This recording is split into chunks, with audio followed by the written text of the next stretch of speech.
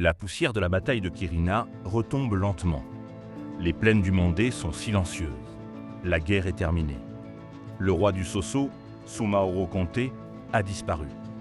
La coalition des royaumes mandingues a remporté la victoire.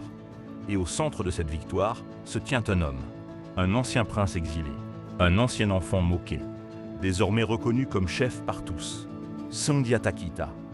Mais la victoire militaire n'est que le début, car un royaume conquis par les armes peut disparaître aussi vite qu'il est né. Pour durer, il faut autre chose, des règles, des institutions, une vision.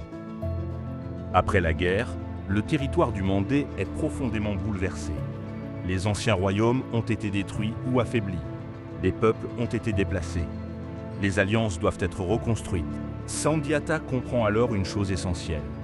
S'il veut éviter de nouvelles guerres entre les clans, il doit créer un système politique stable. Selon l'historien Djibril Tamsir Niane, la reconstruction du Mandé repose sur une grande assemblée convoquée par Sundiata. Cette assemblée se tient dans un lieu devenu célèbre dans l'histoire africaine. Le nom de ce lieu est Kurukan Fuga. Des chefs arrivent de toutes les régions du Mandé, des guerriers, des sages, des représentants de familles nobles, mais aussi des griots, gardiens de la mémoire. Car dans les sociétés mandingues, l'histoire et les lois sont souvent transmises par la parole. Selon les traditions recueillies par Youssouf Tata Cissé et Waka Misoko, cette assemblée est un moment fondateur. Car pour la première fois, les différents peuples du Mandé vont définir ensemble les règles de leur coexistence.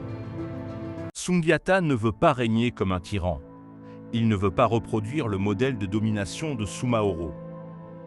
Il propose une autre vision, un empire fondé sur l'équilibre entre les clans. Un empire où chaque groupe social a un rôle. Les nobles gouvernent, les guerriers protègent, les griots conservent la mémoire, les artisans produisent les richesses. Selon Joseph Kizerbo, cette organisation reflète la complexité des sociétés ouest-africaines médiévales. Elles ne sont pas anarchiques. Elles reposent sur des systèmes politiques structurés. Pendant l'assemblée, les chefs et les sages discutent pendant plusieurs jours. Ils définissent des principes, des règles, des interdictions. Ces règles deviennent ce que l'on appelle aujourd'hui la charte du Mandé, aussi connue sous le nom de charte de Kurukan Fuga. Selon plusieurs chercheurs, cette charte constitue l'un des plus anciens textes politiques transmis par la tradition orale en Afrique de l'Ouest. Elle contient des principes étonnamment modernes. Par exemple, la protection de la vie humaine, la solidarité entre les clans, le respect des femmes, la protection des étrangers et l'interdiction de certaines formes d'esclavage entre membres de la communauté. Parmi les règles évoquées dans les traditions, plusieurs idées reviennent souvent. D'abord, la vie humaine est sacrée. Ensuite, chaque famille possède une fonction sociale reconnue. Et surtout, les conflits doivent être résolus par la médiation avant la guerre. Selon les recherches compilées dans UNESCO, certaines versions de la Charte du Mandé comportent plus de 40 articles. Ces articles définissent les droits et les devoirs des membres de la société.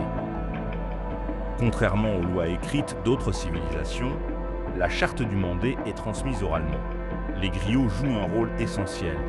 Ils mémorisent les règles, ils racontent l'histoire des ancêtres et ils rappellent aux rois leurs responsabilités. Cette tradition orale a permis de préserver ces récits pendant plusieurs siècles. Dans ses travaux sur les traditions du Mandé, Youssouf Tata Cissé explique que les griots ne sont pas seulement des conteurs, ils sont aussi des archivistes de la mémoire collective. Après l'assemblée de Kurukan Fuga, Sundiata est officiellement reconnu comme empereur. Il prend le titre de Mansa. Sous son autorité, les territoires du Mandé s'unissent. Un nouvel empire apparaît. Cet empire deviendra l'un des plus puissants d'Afrique médiévale, l'empire du Mali. Dans les siècles suivants, cet empire contrôlera d'importantes routes commerciales reliant l'Afrique de l'Ouest au Sahara. L'or, le sel, les échanges culturels. Tout cela contribuera à la richesse du Mali. Sundiata ne gouverne pas seulement par la force, il gouverne par l'équilibre. Son héritage dépasse la victoire militaire. Il a créé un modèle politique durable, un modèle basé sur la coopération entre peuples. Plusieurs historiens considèrent que cet héritage explique la stabilité relative de l'Empire du Mali pendant plusieurs générations.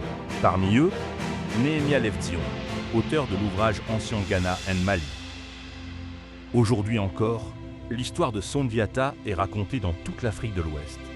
Les griots continuent de chanter son épopée. Son nom est devenu un symbole. Le symbole d'un chef qui a transformé l'exil en destin et qui a transformé une victoire militaire en civilisation. L'histoire de Sundiata nous rappelle une chose essentielle. Les grandes civilisations ne naissent pas seulement des batailles.